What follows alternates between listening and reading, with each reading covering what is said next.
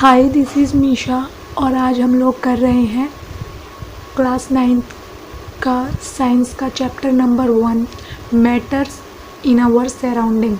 Matter in our surrounding माने हमारे आसपास के पदार्थ। मैटर को हिंदी में पदार्थ बोलते हैं। Matter is the substance which have mass and occupies space and matter is made up of टिनी particles. इसमें बोला है कि मैटर एक ऐसा सब्सटेंस होते हैं, पदार्थ ऐसे सब्सटेंस होते हैं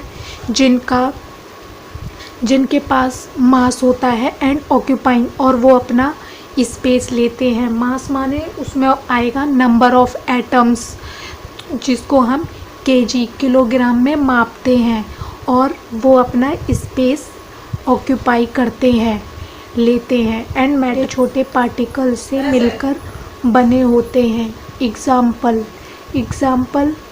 pen, stars, planet, air etcetera, ये इसके एग्जाम्पल्स होते हैं। अब हम पढ़ेंगे कैरेक्टरिस्टिक्स ऑफ पार्टिकल्स।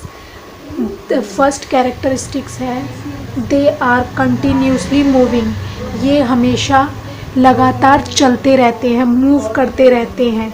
तो पहला कैरेक्टरिस्टिक्स इसका ये हो जाएगा। सेकंड है they having space between them. इन सब के बीच में स्पेस होता है। थर्ड है दे अट्रैक्ट ईच अदर। तो थर्ड पॉइंट में दे रखा है कि ये एक दूसरे को अट्रैक्ट करते हैं, जैसे कि चुम्बक करती है आयरन को, बट ये उससे कम अट्रैक्ट करते हैं, चुम्बक जितना नहीं करते हैं। और आगे अब हम इन कैरेक्टरिस्टिक्स को डिटेल में पढ़ेंगे। तो आगे पहला कैरेक्टरिस्टिक्स है दे आर कंटिन्यूसली मूविंग। तो इसका मतलब है पार्टिकल पोजेस काइनेटिक एनर्जी। जो पार्टिकल्स होते हैं उनके बीच में काइनेटिक एनर्जी होती है। As the temperature rise particle, और एक टेम्परेचर पर जो पार्टिकल्स होते हैं राइज होते हैं। अगर टेम्परेचर ज़्यादा होंगे तो पार्टिकल्स भी जल्दी से उनकी मूव जो होगी वो तेज़ होगी, क्योंकि उसमें काइनेटिक एनर्जी बढ़ जाएगी। और अगर टेम्परेचर लो होगा तो उसका मूव भी स्लो होगा, क्योंकि काइनेटिक एनर्जी उसमें कम हो जाएगी। जैसे हम एक एग्ज़ाम्पल लेंगे, एक गिलास हमें पानी लेना है और उस गिलास को हमें थोड़ी देर के लिए रख देना है। जब वो पानी रुक जाएगा तो हमें उसमें हमें उसमें इंक डालनी है, 2 से लेकर 3 बूंद। तो थोड़ी देर तो क्या होगा कि वो जो इंक होगी धीरे धीरे थोड़ी देर बाद उस पूरे पानी में जाकर घुल जाएगी। तो इसका मतलब कि वो कंटिन्यूसली मूविंग करेगी। एक टाइम ऐसा आएगा कि पूरे पानी में वो इंक घुल जाएगी। तो क्यों घुल जाएगी? क्योंकि उसका जो टेम्परेचर होगा, क्योंकि उसमें काइनेटिक एनर्जी होती है, इसलिए घुल जाएगी। उसका मूवमेंट बताया है। तो मिनिमम सबसे कम होता है सॉलिड्स में, मोर ज़्यादा होता है लिक्विड में, और मैक्सिमम और सबसे ज़्यादा होता है गैस में। तो ये इसका फर्स्ट पॉइंट था। सेकंड पॉइंट है they having space between them. जो हमारे मैटर होते हैं उनके बीच में स्पेस होता है। The space between the particles. जो मैटर के पार्टिकल्स होते हैं उनके बीच में स्पेस होता है। उसके लिए हम एक एग्जांपल से समझेंगे। हमें एक गिलास पानी लेना है और उसके अंदर इतना पानी है, सपोज़ कीजिए, और हमें मार्कर से टिक कर देना है कि पानी का लेवल इतना है। उसके बाद हमें उसमें पानी में 2 टेबल स्पून या तो सॉल्ट डालना है या शुगर डालनी है। और वो शुगर जब उसके अंदर मिल जाएगी, जब घुल जाएगी, तो हमें दोबारा से मार्कर लेकर दोबारा से टिक करना है वाटर लेवल। तो हम देखेंगे कि वाटर लेवल जितना हमने पहले टिक करा था वहीं का वहीं है। तो जब हमने इसमें शुगर या सॉल्ट ऐड करी तो जो वाटर का लेवल था वो भी बढ़ना चाहिए था, लेकिन वो नहीं बढ़ा, क्योंकि जो इसमें मैटर के पार्टिकल्स थे इस वाटर के अंदर, उनके बीच में स्पेस था, तो वो जो चीनी थी वो उसी स्पेस में जाकर, उतने स्पेस में जाकर घुल गई, तो इससे हमारा वाटर लेवल नहीं बढ़ा। तो जो ये स्पेस होता है ये मिनिमम इन सॉलिड, जो सॉलिड होते हैं उसमें मिनिमम होता है, यानी कि बहुत कम, मोर इन लिक्विड, और लिक्विड में ज़्यादा होता है, और मैक्सिमम इन गैस, और जो गैस होती है उसके अंदर ये सबसे ज़्यादा मात्रा में पाया जाता है स्पेस। अब इसका थर्ड पॉइंट है दे अट्रैक्ट ईच अदर, ये एक दूसरे को अट्रैक्ट करते हैं। The force of attraction, force क्या फोर्स होती है अट्रैक्शन की, तो इसको भी हम एक एग्जांपल से समझेंगे। जो हमारे घर में जो नल होते हैं, टेप होता है जो, तो उसमें हमें क्या करना है, जो हमारी फिंगर है हमें टेप के यहाँ पर रखनी है, इतनी दूरी पर, ठीक है, और टेप में से वाटर निकल रहा है, तो जो वाटर है वो इस तरीके से निकलेगा। जब हम इधर की साइड जब हम अपनी फिंगर इससे रख देंगे यहाँ पर, तो क्या होगा, ये जो पानी होगा ये इस तरीके से हमारी फिंगर के इधर से और उधर की साइड से निकलना शुरू हो जाएगा, और फिर जहाँ पर हमारी फिंगर नहीं होगी वहाँ पर जाकर ये दोबारा इस तरीके से वाटर मिल जाएगा। तो इसको कहते हैं फोर्स ऑफ अट्रैक्शन, कि जब हम इसको किसी चीज़ से रोकेंगे तो ये वहाँ पर अपनी दूरी बनाकर और उसके आगे जाकर फिर दोबारा से मिल जाएगा। तो इसको हम बोलते हैं दे अट्रैक्ट ईच अदर।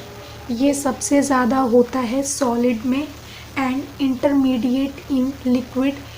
इंटरमीडिएट माने मध्यम, जो मध्यम मतलब बीच का होता है, न कम न ज़्यादा होता है लिक्विड में, और नेग्लिजिबल होता है गैसेस में, मतलब ना के बराबर। इसका मतलब होता है ना के बराबर। गैसेस में ये बिल्कुल भी नहीं होता है, ये सबसे ज़्यादा पाया जाता है सॉलिड में। अब हम पढ़ेंगे states of matter. States of matter 3 type के होते हैं। पहला होता है सॉलिड, तो ये हमारा सॉलिड है, ये वाला। उसके बाद होता है लिक्विड, एंड थर्ड होता है gases. This is liquid and this is gas. पहले हम पढ़ेंगे सॉलिड के बारे में। जो सॉलिड होते हैं उसका डायग्राम कुछ इस तरीके से होता है। डेफिनेट शेप, जो सॉलिड होती है उसकी एक डेफिनेट शेप होती है, जैसे कि हमारे घर का टेबल, या फिर जो आइज़ होती है वो भी सॉलिड होती है। तो क्या होगा, जैसे हमारे घर का टेबल, तो उसकी एक डेफिनेट शेप होती है, उसको हम कम या ज़्यादा नहीं कर सकते, जितनी उसकी होती है उतनी होती है। डिस्टिंक्ट बाउंड्रीज़, और जो उसकी बाउंड्रीज़ होती हैं, मतलब उसकी सतह जो होती हैं, साइड्स, वो भी डिस्टिंक्ट होती हैं, बिल्कुल एक जैसी। उसके बाद रिज, रिज का मतलब कठोर, वो बहुत ही ज़्यादा कठोर होता है, ठीक है। फोर्थ है कंप्रेसिबल। उस कंप्रेसिबल का मतलब दबाव, दबाया उसको हम, जो वो कंप्रेसिबल होता है, ठीक है। उसके बाद है डेफिनेट वॉल्यूम, और उसका जो वॉल्यूम होता है, मतलब आयतन जो होता है, जो उसकी कैपेसिटी होती है, वो भी डेफिनेट होती है।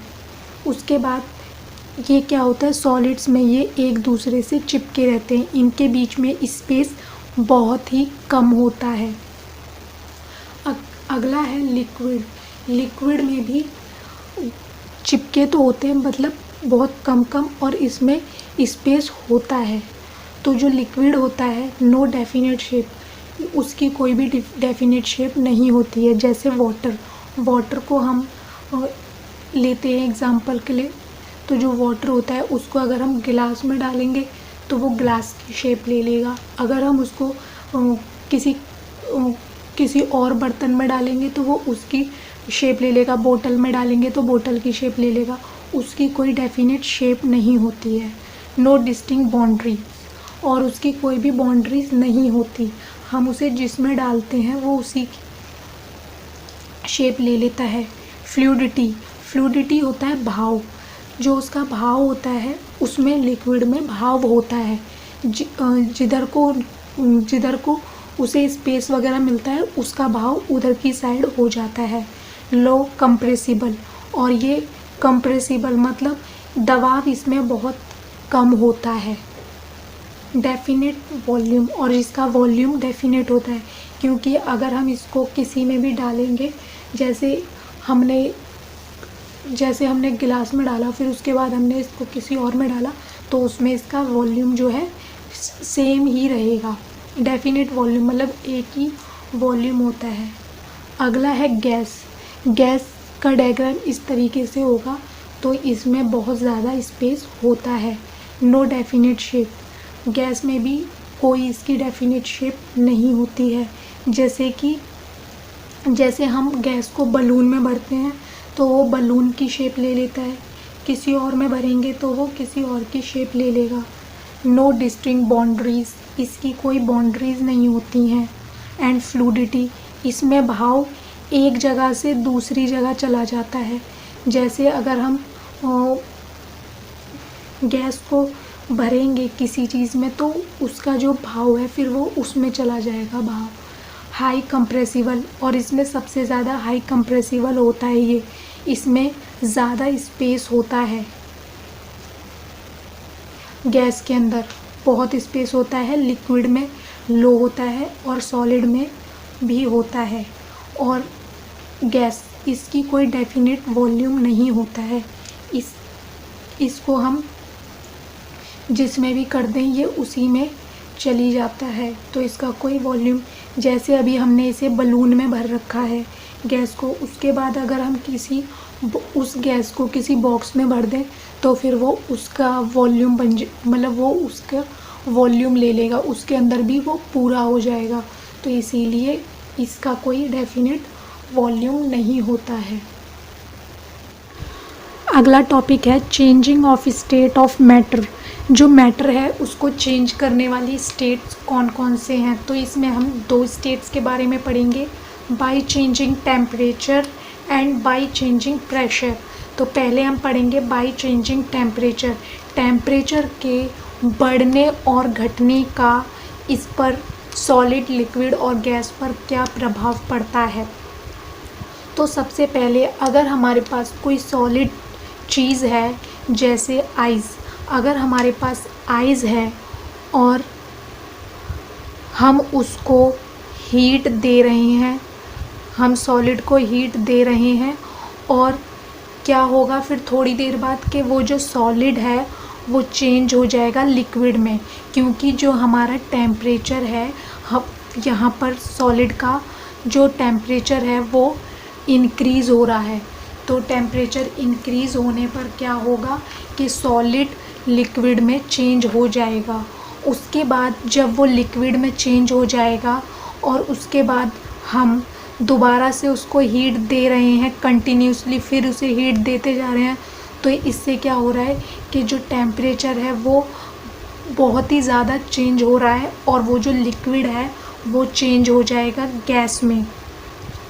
जैसे आइस है, तो आइस का जब हम टेम्परेचर इंक्रीज़ कर देंगे तो क्या होगा, आइस किस फॉर्म में चली जाएगी, लिक्विड फॉर्म में चली जाएगी आइस, यानी कि पानी बन जाएगा। उसके बाद भी अगर हम उसे कंटिन्यूसली फिर दोबारा अपना टेम्परेचर बढ़ा रहे हैं तो ये इसमें से क्या होगा, ये वो वेपर्स निकलने लगेंगे, मतलब भाप निकलने लगेगी। तो ये भाप क्या होती है, गैस, तो ये इसकी मतलब गैस बन जाएगी। तो ये होता है टेम्परेचर। अगर टेम्परेचर इंक्रीज़ होता जाएगा, जो सॉलिड से इंक्रीज़ होगा तो लिक्विड, एंड लिक्विड से जब इंक्रीज़ होगा तो गैस में चेंज हो जाएगा।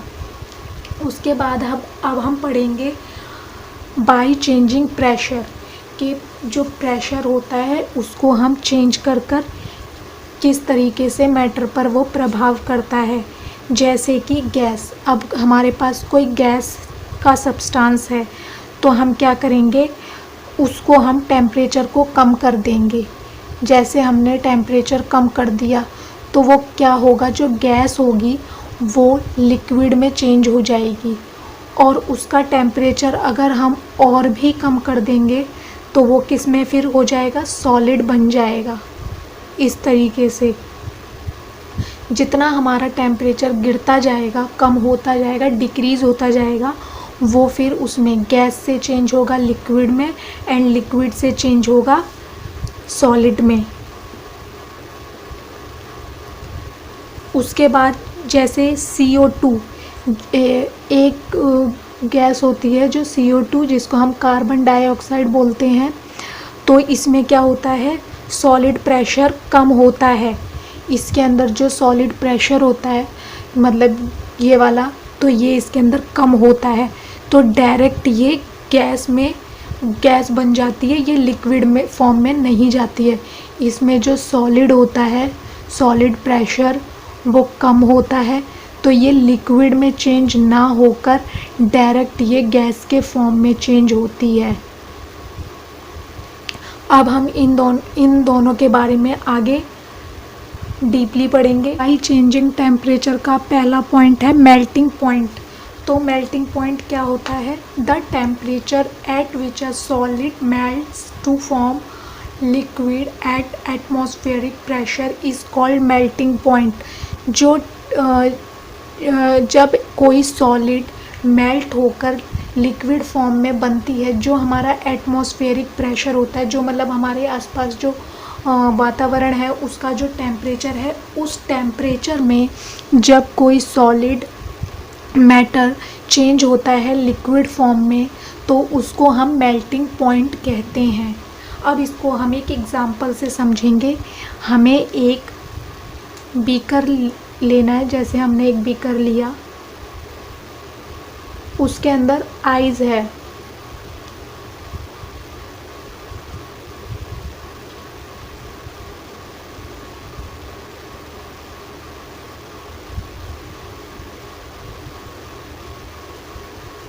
और हमें इसमें क्या करना है, एक थर्मामीटर डालना है। उसके बाद हमने एक बर्नर लिया और इसके नीचे हमने इसको हीट करा, और आइस का जो टेम्परेचर है वो है 0 डिग्री सेल्सियस। तो जब ये इसको हीट करेगा इस बीकर को, तो जो इसकी आइस जब आधी बर्फ़ इसकी पिघलना शुरू हो जाए, तो हमें इसका टेम्परेचर दोबारा से नापना है। तो हम देखेंगे कि टेम्परेचर 0 डिग्री सेल्सियस ही है। वो इसलिए क्योंकि जब तक इसकी पूरी बर्फ़, जब ये बिल्कुल लास्ट वाली आइस का पीस बचेगा, जब तक ये पूरी लास्ट वाली आइस भी मेल्ट नहीं हो जाएगी, तब तक इसका टेम्परेचर 0 डिग्री सेल्सियस ही रहेगा। इसको बोलते हैं latent heat of fusion. The amount of heat required to change 1 kg solid to its liquid state. जो हीट की अमाउंट होती है वो रिक्वायर्ड करती है 1 किलो सॉलिड को चेंज करने के लिए लिक्विड स्टेट में। तो इसमें जब तक कि सारी बर्फ़ मेल्ट नहीं होगी, इसका टेम्परेचर 0 डिग्री सेल्सियस ही रहेगा। इसके लिए हमें इसे कंटिन्यूसली हीट करते रहना है। इसको हम बोलते हैं मेल्टिंग पॉइंट। अगला पॉइंट है बाय चेंजिंग टेम्परेचर का boiling point. The temperature at which a liquid boil to form vapours at atmospheric pressure is called boiling point. जो हमारा एटमॉस्फेरिक प्रेशर का टेम्परेचर होता है, उसमें जब लिक्विड को बॉयल करने पर वो फॉर्म करता है वेपर्स, मतलब भाप में जब वो चेंज होता है, तो उसको हम बॉइलिंग पॉइंट कहते हैं। इसको हम एक एग्जांपल से समझेंगे। हमें एक बीकर लेना है और उसके अंदर हमें वाटर लेना है, तो और उसमें हमें एक थर्मामीटर लगाना है। तो ये वाटर है तो इसका टेम्परेचर 100 डिग्री सेल्सियस है एटमॉस्फेरिक। अब हमें इसके नीचे एक बर्नर रखना है और इसे हीट करना है। तो हम देखेंगे कि ये हीट होगा, थोड़ी देर बाद देखेंगे कि इसका टेम्परेचर फिर भी 100 डिग्री सेल्सियस ही है। फिर उसके बाद जब ये बहुत देर तक जब होता रहेगा, जब इसका टेम्परेचर इंक्रीज़ होगा लगातार बर्न होने के बाद, तो फिर क्या होगा, इसमें से जो वेपर्स होंगे वो निकलना शुरू होंगे और इसका जो टेम्परेचर है वो फिर कम होगा। Latent heat of vaporisation, the amount of heat required to change, जो अमाउंट होती है रिक्वायर्ड चेंज होने के लिए 1 किलो लिक्विड को, वो गैशियस स्टेट में उसे चेंज करती है। ये होता है latent heat of vaporization. Third point है sublimation, the change of solid directly to vapour on heating and vapour into solid on cooling without passing through the liquid state. इसमें बोला है कि सब्लिमेशन उसे कहते हैं जब हम सॉलिड को हीट करते हैं तो सॉलिड क्या डायरेक्टली चेंज हो जाता है वेपर में, मतलब गैस फॉर्म में ऑन हीटिंग, उसको हीट करने पर, एंड वो वेपर चेंज इनटू सॉलिड, और जो वेपर होता है वो चेंज हो जाता है सॉलिड में जब उसे हम ठंडा करते हैं without passing through the liquid state. इन दोनों के बीच में क्या होता है कि ये लिक्विड स्टेट में जाते ही नहीं हैं, मतलब उससे पास ही नहीं करते हैं। तो इसको हम एक एग्ज़ाम्पल से समझेंगे। हमें एक ये चाइना डिश लेनी है, इसमें हमें ये एमोनियम क्लोराइड डालना है। ये एक सॉलिड होती है तो इसको हमें इसके अंदर डालना है और इसके ऊपर इस तरीके का एक बीकर रख देना है और फिर इसमें बर्नर से इस तरीके से इसे हीट देनी है। तो हम क्या देखेंगे कि जब इसको हीट मिलती रहेगी, बहुत ज़्यादा हीट हो जाएगी तो ये वेपर में चेंज हो जाएगा, और ये वेपर में चेंज हो जाएगा। फिर क्या हम देखेंगे कि जो ये होंगी, इसकी जो ये साइड्स होंगी, मतलब जो इसकी ये सतह होगी, ये जाकर इस पर ठंडा होकर चिपकना शुरू हो जाएगा। तो ये इसको हम बोलते हैं सब्लिमेशन। क्या होता है कि ये सॉलिड तो था बट ये डायरेक्ट गैस में पहले चेंज हुआ पूरे में, फिर जब ये ठंडा हो गया तो ये साइड में जाकर चिपक गया और सॉलिड फॉर्म में ये दोबारा चेंज हो गया। तो इसी को हम बोलते हैं सब्लिमेशन। कैम्फर आपने सुना होगा, इसको बोलते हैं कपूर, जो हम पूजा वगैरह में यूज़ करते हैं। ये भी इसी तरीके से होता है, सॉलिड से डायरेक्ट वेपर एंड वेपर से कूल होकर लिक्विड स्टेट में। और ये नेप्थेलियन बॉल्स होती हैं, ये हम अलमारी में अपने कपड़ों के बीच में रखते हैं। तो हम क्या देखते हैं, थोड़े दिन के बाद वाइट कलर की होती है, तो हम थोड़े दिन के बाद क्या देखते हैं कि अलमारी में ये बॉल अपने आप ही गायब हो जाती है और कुछ भी पार्टिकल्स वगैरह हमें दिखाई नहीं देते, क्योंकि ये वेपर्स बनकर उड़ जाती हैं। तो इसी को हम सब्लिमेशन कहते हैं। इसमें सॉलिड से डायरेक्टली हीट देने पर सॉलिड से वो चेंज होता है वेपर्स में, एंड कूलिंग करने पर वेपर से चेंज होता है सॉलिड में। ये लिक्विड स्टेट से पास नहीं होता है। अब हम देखेंगे effects of change of pressure, के जो मैटर होता है उस पर क्या इफ़ेक्ट पड़ते हैं प्रेशर के। तो सबसे पहला, if we compress a gas in a cylinder the distance between the particles of gas is reduced and finally gas is liquid. अगर हम किसी गैस को सिलेंडर में रख कर, जैसे ये हमने सिलेंडर बना रखे हैं, सिलेंडर दे रखा है, इसको हमने गैस ली और ये हमारा प्रेशर है, इसको हमने कंप्रेस करा, प्रेशर अप्लाई करा, तो जो डिस्टेंस होगा पार्टिकल का, गैस के जो पार्टिकल्स होंगे उनके बीच की दूरी कम होगी और बीच की दूरी कम होने से जो गैस है वो लिक्विड में चेंज हो जाएगी और जो गैस के पार्टिकल हैं वो पास पास में आ जाएंगे और जो वो गैस है वो लिक्विड में चेंज हो जाएगी। और जब वो लिक्विड में चेंज हो जाएगी तब भी हम उसको और प्रेशर में करेंगे तो वो पहले हमने करा तो ये लिक्विड में हो गई और फिर और प्रेशर अप्लाई करेंगे तो सॉलिड। जब अब हम एक एग्जांपल ले लेते हैं, जैसे हॉस्पिटल है उसमें क्या कहते हैं ऑक्सीजन का यूज़ करा जाता है तो उस पर क्या कहते हैं बहुत प्रेशर अप्लाई करा जाता है, फिर उस गैस को लिक्विड में चेंज करा जाता है, फिर उसे एक सिलेंडर में भरा जाता है और फिर वो पेशेंट को दी जाती है। और ये O2, ये CO2 जब इसका जब प्रेशर कम होता है तो ये सीधे गैस में चेंज होता है, ये लिक्विड में चेंज नहीं होता। CO2 को ड्राई आइस भी कहा जाता है। ये सॉलिड में जब चेंज होती है तो ये आइस के रूप में होती है, ये डायरेक्ट गैस में चेंज हो जाती है, ये कभी भी लिक्विड फॉर्म में नहीं आती है। और उसके बाद हम प्रेशर के और भी उदाहरण ले लेते हैं। LPG जैसे है लिक्विफाइड पेट्रोलियम गैस, जो घरों में गैस में यूज़ करी जाती है, रसोई में यूज़ करी जाती है खाना बनाने के लिए। इसी प्रोसेस से उसे लिक्विफाइड किया जाता है। इसी दूसरा एग्जांपल है CNG कॉम्प्रेस्ड नेचुरल गैस। इस गैस को भी प्रेशर अप्लाई करते हैं और फिर इसे चेंज करा जाता है और फिर इसे ऑटोमोबाइल्स वगैरह में यूज़ करते हैं हम। ये एक नेचुरल गैस है, इससे पॉल्यूशन नहीं होता है। अगला टॉपिक है इवापोरेशन।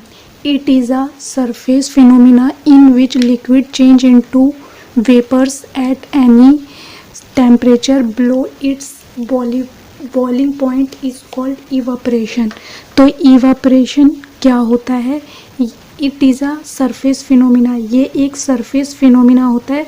सरफेस फिनोमिना का मतलब एक सतह पर होने वाला।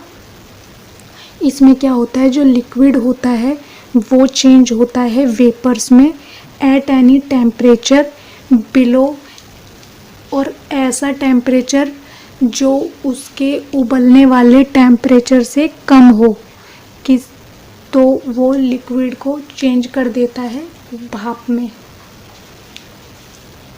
हम जैसे एक गिलास पानी लेना है, उसका हमें वाटर लेवल चेक करना है, तो हमने जितना पानी लिया उसको हमें निशान लगा देना है। उसे 2 से 3 दिन ऐसी जगह पर रख देना है जहाँ पर उसे कोई छेड़े ना।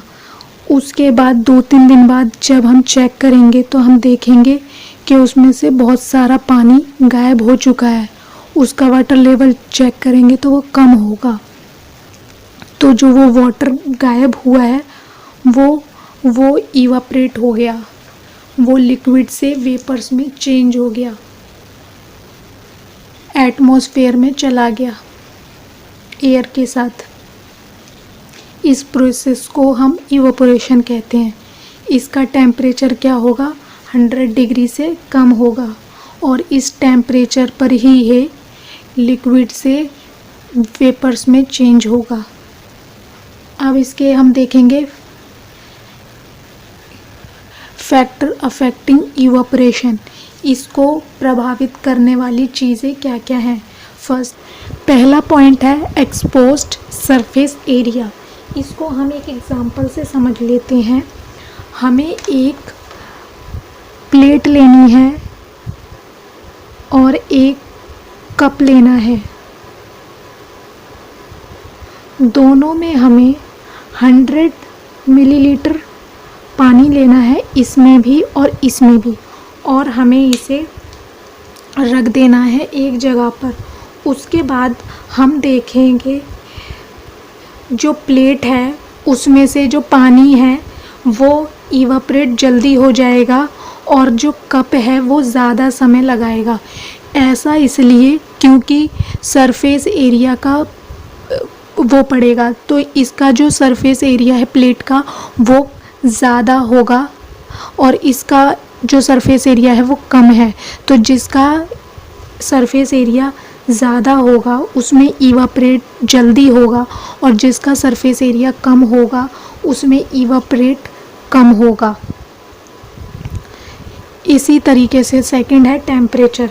टेम्परेचर भी डिपेंड करता है कि इवापरेशन कितनी तेज़ी के साथ होता है और कितना टाइम लगाएगा।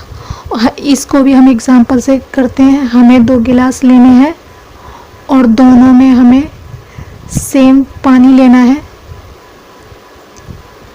एक गिलास को हमें फ्रिज में रख देना है और जो दूसरा गिलास है उसे हमें रखना है सनलाइट में।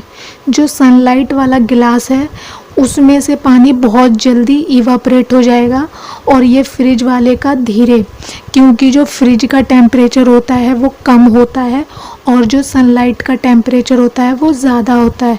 तो जिसका टेम्परेचर ज़्यादा होगा उसका इवापरेशन जल्दी होगा, तो इस वाले गिलास का जल्दी हो जाएगा क्योंकि ये सनलाइट के नीचे रखा है।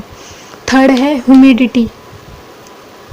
इस ह्यूमिडिटी का मतलब नमी। वायु में जो वाटर पार्टिकल्स होते हैं, जो भाप होते हैं पहले से जो मौजूद होता है उसको हम ह्यूमिडिटी कहते हैं। हवा में जो पहले से वाटर पार्टिकल मौजूद होते हैं तो इवापोरेशन जो होगा वो हमारा धीरे होगा। अगर ह्यूमिडिटी कम है तो इवापोरेशन तेज़ी से होगा। जैसे हमारे इंडिया में जो समर होता है, जो मौसम होता है उसमें मई और जून में बहुत तेज़ धूप होती है और जो हवा होती है वो बहुत हमारे पसीने को जल्दी सुखा देती है। लेकिन जब रेनी सीज़न आता है उसमें भी टेम्परेचर इतना ही होता है जितना समर में होता है। लेकिन रेनी सीज़न में हम लोग देखेंगे जो हमारा पसीना होगा आ रहा है वो सूखने में ज़्यादा समय लेता है, क्योंकि हवा में पहले से वाटर पार्टिकल्स होते हैं भारी मात्रा में, इसीलिए जो हमारा पसीना होता है वो हमें ज़्यादा महसूस होता है, चिपचिपा महसूस होता है। फोर्थ है विंड। विंड यानी कि बहती हुई हवा, ऐसी हवा जो चल रही है, तो इस पर भी इवापोरेशन तेज़ या धीमा इसकी वजह से होता है। तो जैसे हम कपड़े धोते हैं तो अगर हवा तेज़ चल रही होती है तो हमारे कपड़े जल्दी सूख जाते हैं, और जब हवा कम धीरे चल रही होती है तो हमारे कपड़े सूखने में टाइम लगता है। तो अगर तेज़ हवा चल रही है तो जो हमारा इवापोरेशन है वो जल्दी होगा, और कम होगा तो हमारा इवापोरेशन कम होगा, क्योंकि हवा तेज़ चल रही होगी तभी वो कपड़ों में से वो जो वाटर है वो वेपर्स जल्दी बन जाएगा। तो ये सारे 4 फैक्टर्स हैं जो इसको प्रभावित करते हैं। अब हम पढ़ेंगे इवापोरेशन ऑलवेज कॉजेज कूलिंग। तो इवापोरेशन के दौरान क्या होता है कि कूलिंग होती है।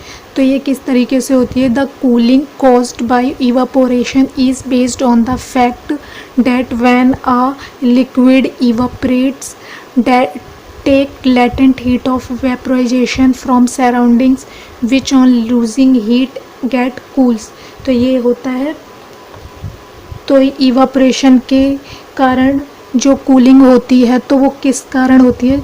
तो जब कोई लिक्विड इवापोरेट होता है, मतलब वेपर में चेंज होता है, तो वो अपने चारों तरफ से जो लेटेंट हीट लेता है, तो जो हीट है वो उसने अपने सराउंडिंग को दे दी, तो उससे क्या होता है, जो हीट होती है वो हमारी ठंडी हो जाती है।